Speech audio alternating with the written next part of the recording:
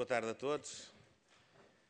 Queria começar por cumprimentar todas as senhoras e senhores deputados que participam nesta nossa conferência e queria naturalmente dar as boas-vindas a todos os presentes nesta iniciativa do Grupo Parlamentar do Partido Social Democrata, onde pretendemos, de uma forma serena, profunda, debater a reforma do arrendamento urbano, cuja proposta o Governo apresentou para discussão no final do ano de 2011. Permitam-me que dirija um agradecimento muito especial, não só a todos os que aqui se encontram, mas muito especial aos oradores convidados para os 3 painéis desta conferência, que acederam a partilhar connosco as suas visões de especialistas em matéria de arrendamento urbano. Estamos certos de que nos irão proporcionar uma perspectiva conhecedora, dinâmica e abrangente desta temática, seja nas suas implicações jurídicas, seja na sua dimensão económica e social.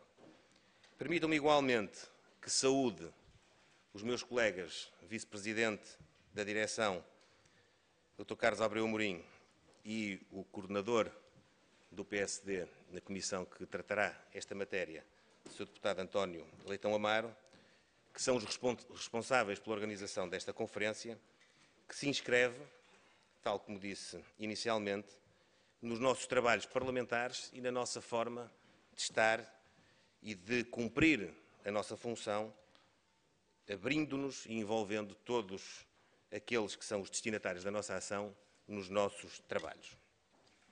A reforma do arrendamento urbano é um exemplo paradigmático de como o governo português entendeu, e bem, converter as imposições do memorando de entendimento em oportunidades de mudança para o nosso país. Mais do que cumprir à risca e exclusivamente os compromissos assumidos com a Troika, o governo optou por levar a cabo uma profunda agenda de reformas estruturais indispensáveis para a modernização e para a racionalização do Estado e para a melhoria da vida dos portugueses.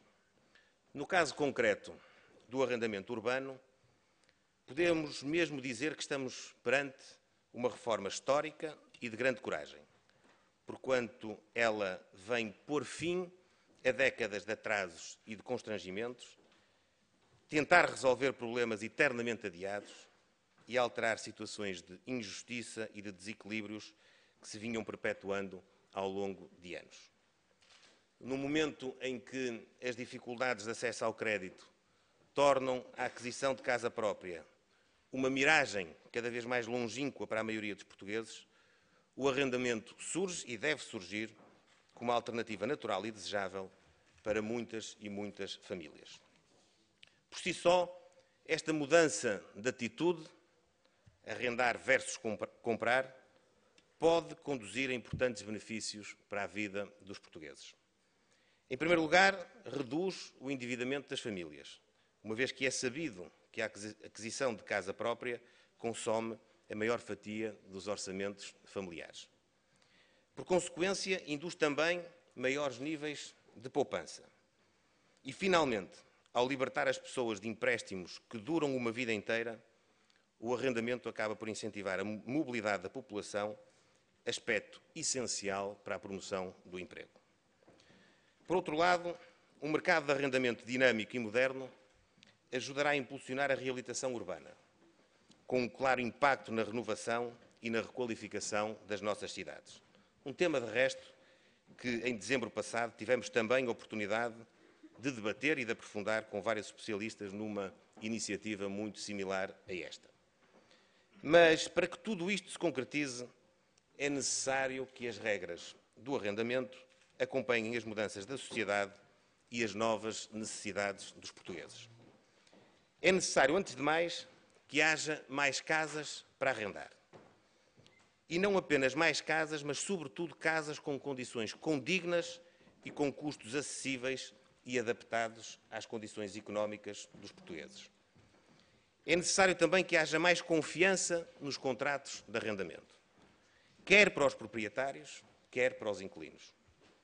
Isto consegue-se com mais liberdade das partes, nomeadamente ao nível do estabelecimento dos prazos dos contratos ou da possibilidade de denúncia dos mesmos. E é igualmente necessário acabar com o congelamento das rendas antigas, que atinge o impressionante número de 255 mil imóveis. Deste total, mais de 100 mil situam-se abaixo dos 50 euros por mês. E não chegam a 3 mil as rendas anteriores a 1990, que foram atualizadas desde 2006. É necessário também mais segurança jurídica para os senhorios. Neste aspecto, queria realçar pela sua relevância o novo regime de despejo que agora se propõe, que se torna agora mais ágil e mais célere e, sempre que possível, recorrente-se à via extrajudicial. Desta forma, vai ser possível reduzir para metade, de 6 para 3 meses, uma ação de despejo, abreviando situações prolongadas de incumprimento. Por seu lado, o inquilino vê sempre garantido o seu direito de recurso aos tribunais sempre que se oponha ao despejo. Para terminar, queria ainda sublinhar a dimensão social desta reforma. Numa matéria tão sensível como a habitação, direito constitucionalmente garantido a todos os portugueses, a proposta de arrendamento urbano, agora apresentada pelo Governo, quer assumir uma preocupação pelos cidadãos mais vulneráveis.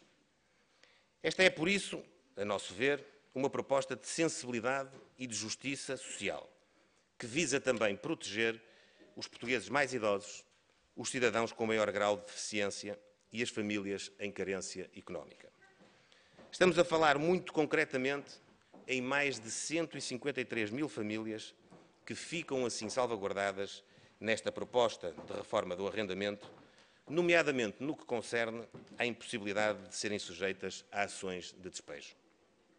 Este é um aspecto que julgo merece ser devidamente realçado, porquanto a situação difícil que o país atravessa exige uma atenção redobrada para com os portugueses mais vulneráveis. Trata-se, como o Governo tem afirmado, e esta maioria também, e agido, de resto, de não deixar nenhum português para trás. O Governo elaborou uma proposta ambiciosa, equilibrada, mas que pode e deve ser melhorada agora na sua tramitação parlamentar. Quero dizer-vos que o PSD está muito empenhado que assim seja. Estamos a fazer discussões como esta exatamente para cumprir esse objetivo. E temos abertura para melhorar, de forma a conseguir que a reforma seja ainda mais justa e possa ser, de facto, uma reforma eficaz. Queria dizer-vos a esse propósito que estamos atentos a algumas questões muito particulares. Estamos desde logo atentos à questão do incentivo ao investimento. Por um lado, temos a noção que há uma tarefa legislativa ainda por cumprir, que tem que ver com o regime fiscal do arrendamento. Tencionamos trabalhar para criar um regime mais justo e mais incentivador dentro dos constrangimentos orçamentais que são conhecidos que estamos a passar no nosso país. E, por outro lado, queria também dizer-vos que a reorientação dos fundos estruturais para a reabilitação urbana, que é uma tarefa que o Ministério da Economia já começou a realizar e que, julgo, já se pode também verificar com o lançamento do fundo Jéssica para a reabilitação urbana, que pode atingir 1.000 milhões de euros, tendo assegurada uma comparticipação FEDER de 130 milhões de euros. É também uma dimensão no que toca aos incentivos ao investimento neste domínio. Queria também dizer-vos, como há pouco referi, que o caminho de liberalização das rendas antigas tem que manter uma justa salvaguarda para as pessoas mais vulneráveis e, desse ponto de vista, o trabalho de especialidade que vamos agora encetar é fundamental. Julgamos importante encontrar soluções para o mercado da renda intermédia, entre os 200 e os 500 euros, com respostas que envolvam os fogos devolutos.